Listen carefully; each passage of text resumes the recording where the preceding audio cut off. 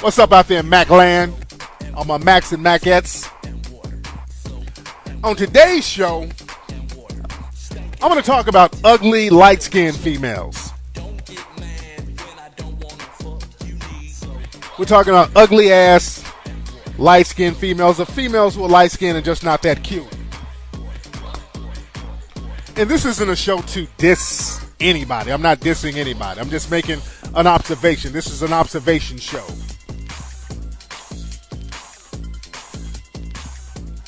And the reason I wanted to talk about this is because I notice in the black community, average-looking light-skinned females will get a pass just because they're light-skinned.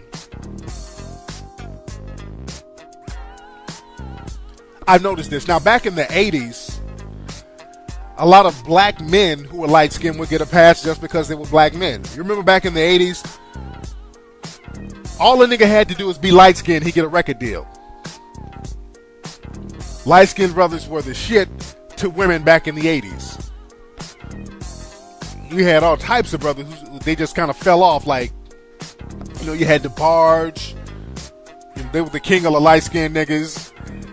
You had Ray Parker Jr., you had, well, Prince is still around. Had Gregory Abbott, Lilo Thomas. There's a whole bunch of them, just all types of ambiguous light-skinned dudes who got record deals. Al B. Sure, he was one of the king of the light-skinned niggas back in the 80s. Niggas didn't even have to have talent. Al B. Sure, his album, that first album was the shit, but Al B. Sure couldn't sing his way out of a paper bag. And that nigga was huge just because he was light-skinned. Now, when the 90s rolled over, the light-skinned brothers kind of fell off a little bit. Women stopped fucking with dudes just because they were light-skinned. That light-skinned thing wasn't going to work for the brothers no more. You rarely see light-skinned dudes. It's like, how many, just like, what, 2 left? Al Reynolds and Stedman, those are the 2 light-skinned niggas left, the 2 last light-skinned niggas. All the other light-skinned dudes got tans. We just got Stedman and Al Reynolds. But again, like I said, man, back in the 80s, the light-skinned brothers was the shit, but they fell off. Now, as far as light-skinned women, I think there's a lot of light-skinned women who still get passes just because they're light. It was happening in the 90s, too. There was a lot of light-skinned women who weren't really that attractive back in the 80s that got passes just because they were light. Y'all remember, like, I was looking at some VH1 old school show, and they had Lisa in Cult Jam. All my 80s babies. Y'all remember her? Now, I remember in the 80s, people used to act like Lisa was the shit. Even me, I thought she was the shit. But in actuality, she really wasn't. Let's see who's on the phone. Who's on the phone? What's going on, man? It's JT. Hey, what's going on, JT? What's on your mind, player? Man, just chilling. I'm just calling in because, man, it's been a lot of bad representation about the All-Star game, man.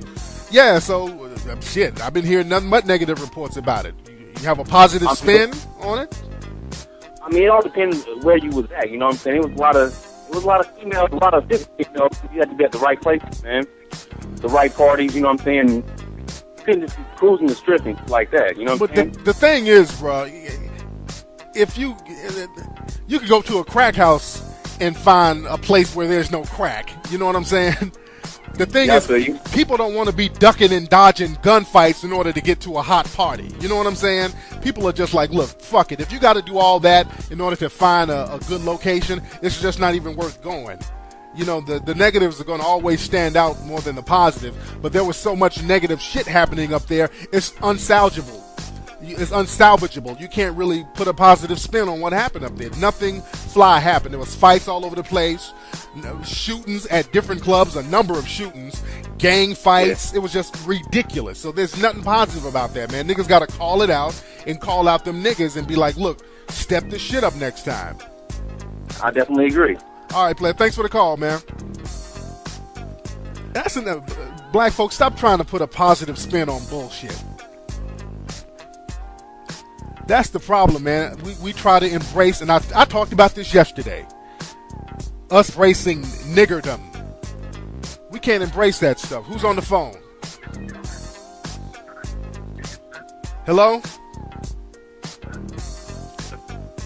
Call back when you got something to say. Like I was saying, man, we can't embrace niggerdom. We can't embrace this nonsense, man. We can't let ignorant nonsense fly by and make excuses for it over and over again. And again, I talked about that yesterday on yesterday's show. Black folks, we're real good at making excuses for half-assed dumb stuff. White folks don't really do that, man. If there's some white folks acting a fool, other white folks distance themselves from that. You feel me? White folks distance themselves from that ignorant shit. Like, every white person has like a hillbilly in their family.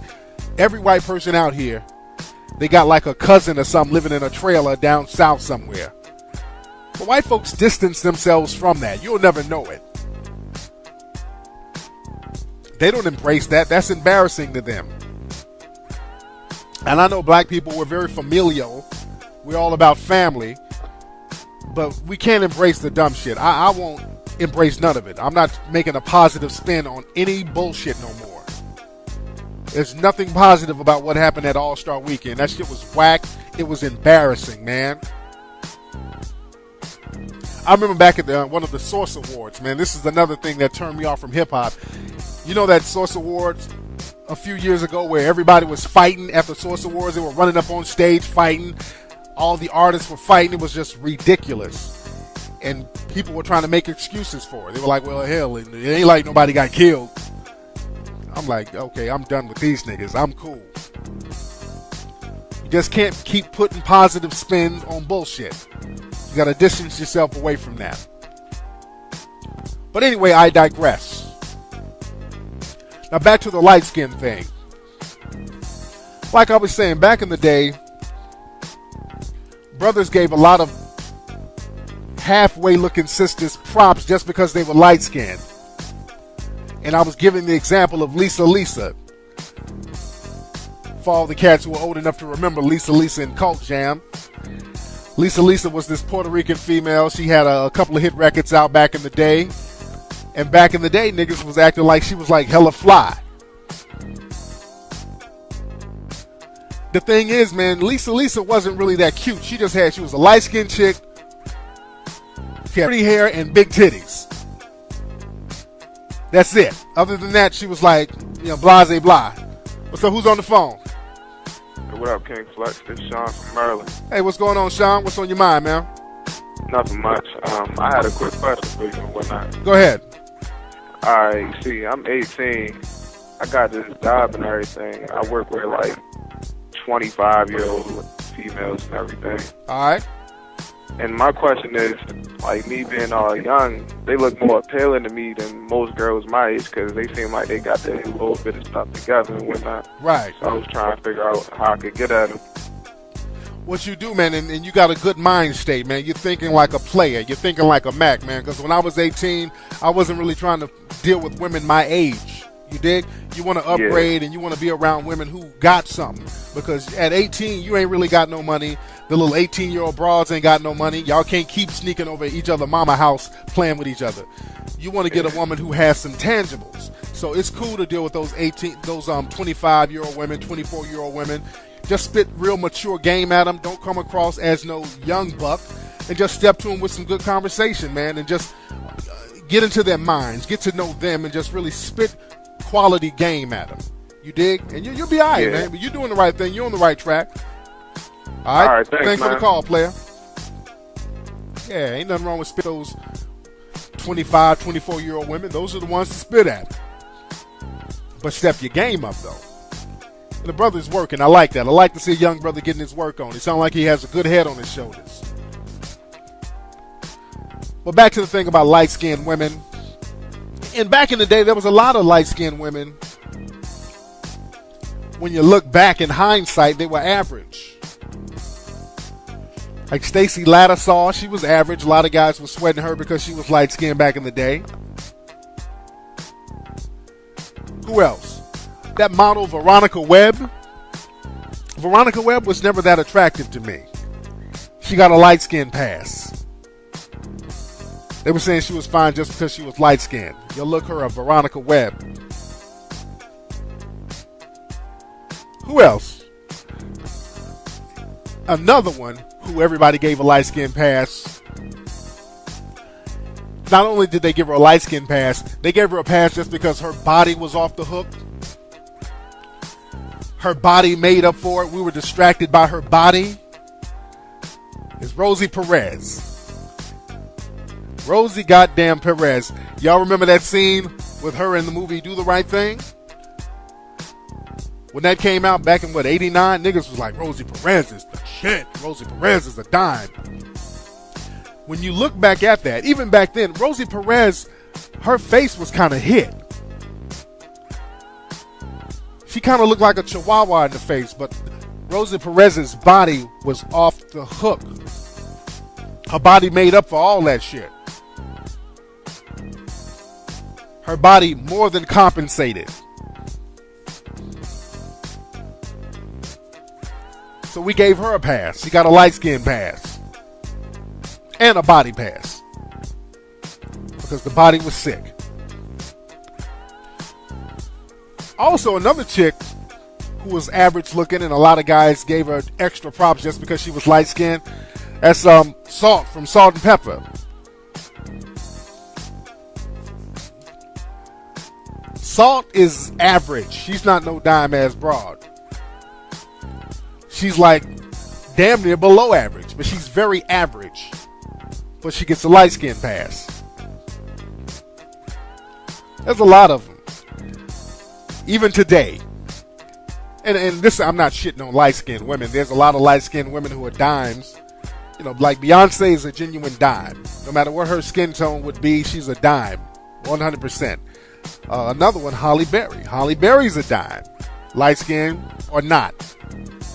Even if she was, jet black, brown, whatever, she'll still be a dime. Another one who's a dime, Lisa Ray.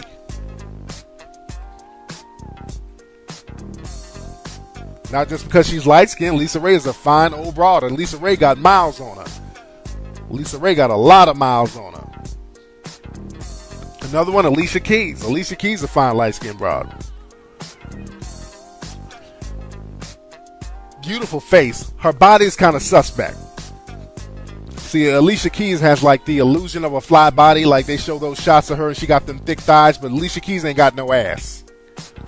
She's one of those chicks with like wide hips and no ass, like Mariah Carey. Mariah Carey, that's another one. That's another one who gets a light skin pass because Mariah Carey looks like a Munchie doll.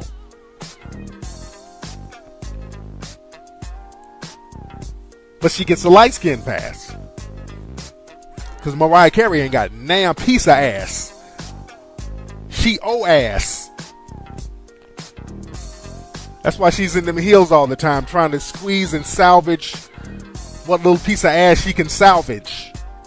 But I would bang Mariah Carey, though. I like that crazy bitch. I like her crazy ass. I'll put some ass on her. What other light-skinned chicks that they gave props to? Another one. Tisha Campbell. Tisha Campbell's kind of average, y'all. That light skin thing gave us the Jedi mind trick. If you really, really look at her, she's aight. She ain't really no dime. Niggas was talking about back in the day she was a dime. You look at some of those old house party movies, I'm like, And like I said, the rapper Trina, she's aight. She's on the borderline. She just has that ass that puts the Jedi mind trick on niggas. Trina has that fat ass and it tricks niggas. Another female, a light-skinned female that cats be giving props to, who's not that attractive to me, that female rapper, Charlie Baltimore. That's a funny-looking broad. The only reason they give her props is because she's light. That's it. It's a very strange bird.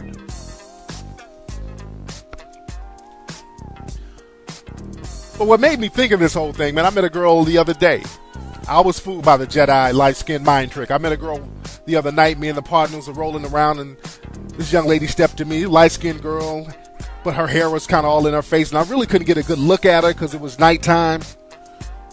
And I gave her my number. She called me up, and I like to look at people's MySpace page. I said, yo, you got a MySpace page? And she gave me her MySpace page, and I looked at her MySpace page, and I'm like, damn. Other than being light, and she had a nice body, but she wasn't that attractive in the face once I took a good look at her.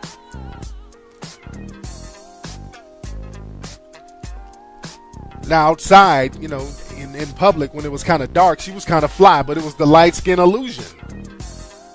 Because I saw her MySpace page, her ass looked like a Geico caveman. So I'm guilty of that sometimes. Sometimes I'll let that light-skinned Jedi mind trick fool me.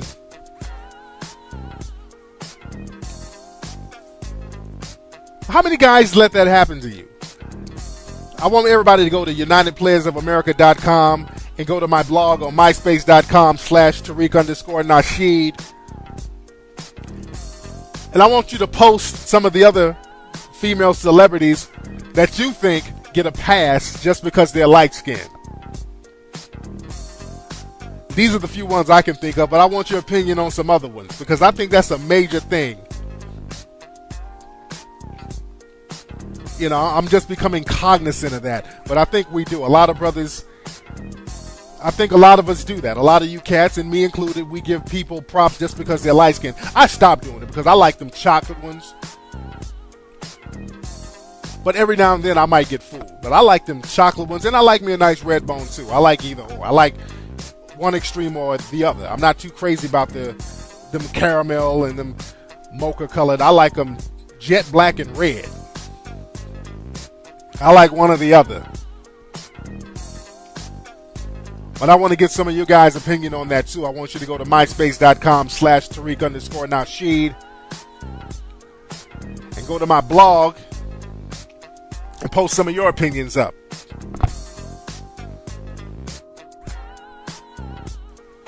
What I don't like, though, is that there are a lot of average light-skinned broads that niggas will pump their heads up. Especially in the hood. You get these hood rats who are light-skinned, and in the hood, a light-skinned woman in the hood is like God. Niggas pump their heads up heavy.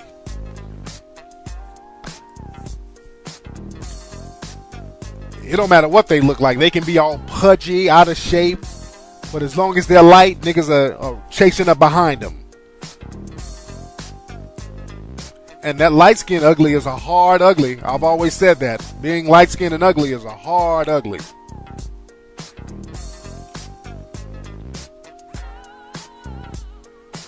And a light-skinned hood rat is the worst hood rat because a lot of these women who are mixed and they live in the hood, in order to compensate, in order to fit in, they have to be extra ghetto with theirs. So they have to go overboard. And we've all seen the fellas. You've all been in the hood and you've seen like these old thick-ass, pudgy, hoochie-ass, light-skinned girls with like burgundy hair and pink weaves walking around looking like Keisha Coleslaw. That's right, goddammit. Not Keisha Cole, Keisha Coleslaw.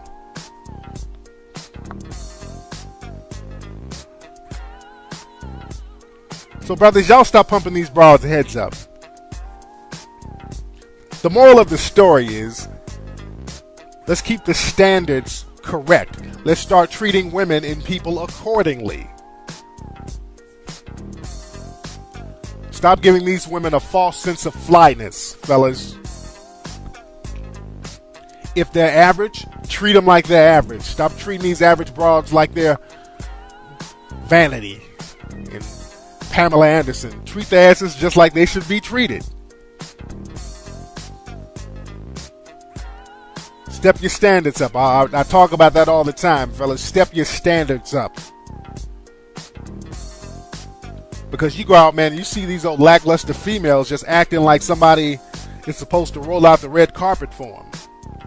You see that all the time, and you get these average-looking females who expect brothers to jump through hoops for them. And the reason they think like this is because of some of you simp-ass, brown-nosing dudes.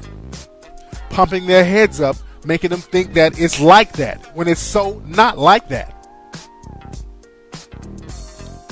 You feel me? I've noticed this. Now, back in the 80s, a lot of black men who were light-skinned would get a pass just because they were black men. You remember back in the 80s? All a nigga had to do was be light-skinned, he'd get a record deal. Light-skinned brothers were the shit to women back in the 80s. We had all types of brothers who they just kind of fell off, like, back in the 80s. Niggas didn't even have to have talent. Al B. Sure, his album, that first album was the shit, but Al B. Sure couldn't sing his way out of a paper bag. And that nigga was huge. Just because he was light-skinned. Now, when the 90s rolled over, the light-skinned brothers kind of fell off a little bit. You had the Barge. They were the king of the light-skinned niggas. You had Ray Parker Jr. You had Prince. Prince is still around. Had Gregory Abbott. Lilo Thomas. There's a whole bunch of them. Just all types of ambiguous light-skinned dudes who got record deals. Al B. Sure. He was one of the king of the light-skinned niggas. What's up out there in Macland? All my Macs and Macettes. On today's show, I'm going to talk about ugly, light-skinned females. We're talking about ugly-ass, light-skinned females, or females who are light-skinned and just not that cute. And this isn't a show to diss anybody. I'm not dissing anybody. I'm just making an observation. This is an observation show.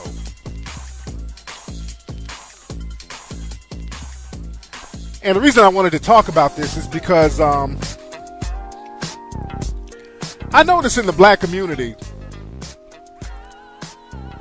average-looking light-skinned females will get a pass just because they're light-skinned.